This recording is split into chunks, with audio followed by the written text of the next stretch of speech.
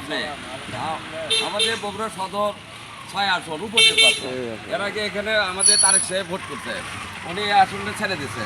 ছেড়ে দেওয়ার পর এখানে উপনির্বাচন হবে। এই উপনির্বাচনে আমাদের বগুড়া জেলা বিএনপির সভাপতি জনাব তারেক রহমান, আমাদের জেলা বিএনপি সভাপতি বাসা ব্যাগ দিয়েছে, ইনি এখানে ভোট করতেছে। আপনারা সবাই 9 এপ্রিল ধানের মার্কা ভোট দেবেন।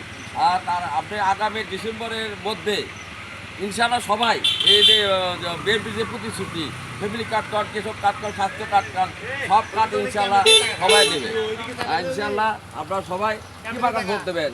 ধানের শীষ 6 আসনে উপনির্বাচনে আমরা ধানের শীষ মার্কা প্রার্থী আমাদের বাসা ভাই, এনাকে আপনারা ধানের শীষ মার্কা ভোট দেবেন ইনশাআল্লাহ। কারো কোনো কথা শুনবেন না। হ্যাঁ, এই যে ফ্যামিলি কার্ড কৃষক কার্ড তারপর আপনার এদের স্বাস্থ্য কার্ড সব ইনশাল্লাহ জানুয়ারি মাসের মধ্যে অন্য দেশটা কি হবে অন্তত বগুড়াতে আমরা ইনশাল্লাহ পাবোই। আমাদের বগুড়া প্রধানমন্ত্রী তারেক রহমান এই উপনির্বাচন বাসভাই প্রার্থী তাই ধানের শীষ মার্কা তার তুলে দিতে ইনশাল্লাহ। কিসে ভোট দেবে? ধানের শীষ।